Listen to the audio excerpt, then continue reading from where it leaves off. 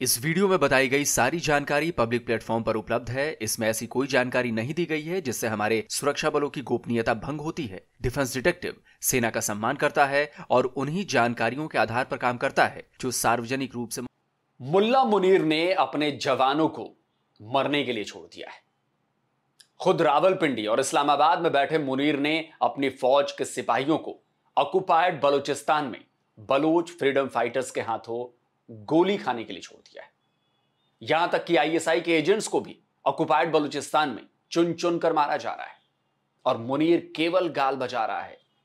Occupied Balochistan में बागियों ने एक बार फिर यानी कि फ्रीडम फाइटर्स ने एक बार फिर से बड़े हमले को अंजाम दिया है। बीएलए के लड़ाकों ने एक बार फिर बलूचिस्तान से पंजाब जा रही बस को निशाना बनाया है। पाकिस्तानी पंजाब के रहने वाले 9 लोगों को बस से उतारकर मार डाला गया है। यह हमला सुर डकाई एरिया में किया गया था। NH-70 से गुजर रही एक बस को बलूच फ्रीडम फाइटर्स ने रुकवा लिया। हथियारबंद लड़ाके बस के भीतर घुसे। एक एक पैसेंजर से उनके आई कार्ड मांगे गए। आई कार्ड चेक करने के बाद उन्होंने 10 पैसेंजर्स को आइडेंटिफाई किया और उन्हें खींचकर बस से उतार लिया। इनमें से 9 पैसेंजर्स को बलूच लड़ाकों ने मार डाला। हमले को अंजाम देने के बाद बलूच फ्रीडम फाइटर्स आसानी से फरार हो गए।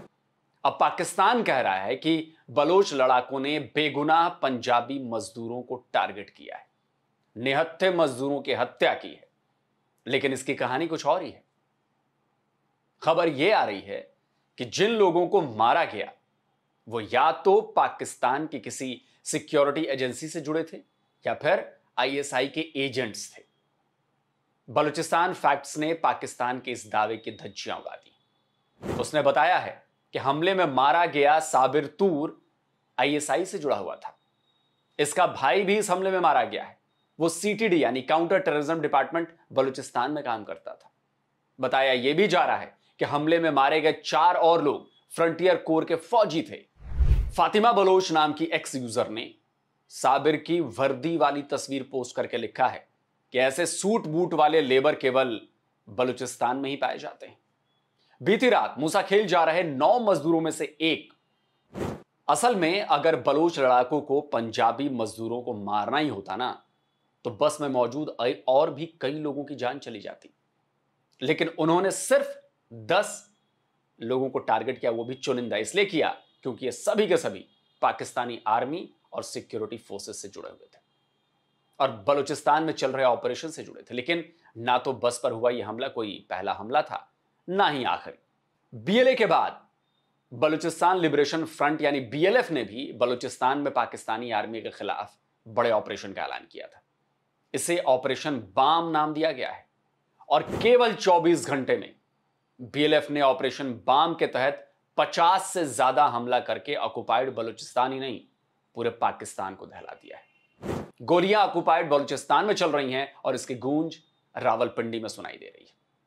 धमाके ऑक्युपाइड बलूचिस्तान में हो रहे हैं और उसकी धमक इस्लामाबाद को हिला रही है। ऑक्युपाइड बलूचिस्तान के एक दो नहीं कई हाईवेज पर बलूच फ्रीडम फाइटर्स का कब्जा है। ऑक्युपाइड बलूचिस्तान से लूट लूट कर ले जाए जा रहे मिनरल से भरे ट्रकों को इन बलूच फ्रीडम फाइटर्स ने आग के हवाले कर दिया। केच के कई कस्बों में बलूच फ्रीडम फाइटर्स घुस गए, उन इलाकों पर कंट्रोल कर लिया। केच के बालिदा तहसील में बैंक को जला दिया गया। बलूच लड़ाके खुलेआम पाकिस्तानी सेना और पाकिस्तानी सरकार को चैलेंज करते रहे, लेकिन उन्हें रोकने वाला कोई नहीं था। कई जगह सिक्योरिटी फोर्सेस और आम पब्लिक के बीच भी झड़प हुई। लोगों ने बलूच लड़ाकों के समर्थन में फोर्स पर पत्थरबाजी भी की है। बीएलएफ ने दावा किया है कि ऑपरेशन बाम के 80% टारगेट जो हैं वो अचीव कर लिए गए और इस दौरान 70 से ज्यादा कोऑर्डिनेटेड अटैक्स को अंजाम दिया गया है। इसमें पाकिस्तान के इकोनॉमिक इंटरेस्ट और पाकिस्तान की मिलिट्री से जुड़े इंफ्रास्ट्रक्चर को खासतौर पर निशाना बनाया गया है। इधर बीएलए ने भी प्रेस रिलीज जारी कर बताया है कि सूरत के गीदार एरिया में पाकिस्तानी आर्मी के कैंप पर किए गए हमले में 18 पाकिस्तानी जवानों की मौत हो गई है। यानी ऑक्युपाइड बलूचिस्तान में कुछ भी सेफ नहीं है। बैंक जल रहे हैं, हाईवेज पर गाड़ियां जल रही हैं, पुलिस स्टेशन फूंके जा रहे हैं, आर्मी कैंप्स पर हमले हो रहे हैं और आर्मी चीफ क्या कर रहे हैं? गाल बजा रहे हैं जी। इन हमलों के बाद पाकिस्तान की आर्मी ने एक स्टेटमेंट जारी किया है कि वो हमलावरों को छोड़ेंगे नहीं। इसके साथ साथ उन्होंने अपना पुराना राग भी अलापा है कि इन हमलों के पीछे भारत है जी, भारत जिम्मेदार है जी। सबूत कोई नहीं है, लेकिन मतलब पाकिस्तान के आर्मी कैंप पर हमला हो रहा है और पाकिस्तान की आर्मी बयानबाजी कर रही है, पाकिस्तान के आर्मी बेस पर कब्जा हो रहा है और पाकिस्तान का आर्मी चीफ फील्ड मार्शल का तमगा जो है वो सीने पर चिपकाए चैन की नींद सो रहा है।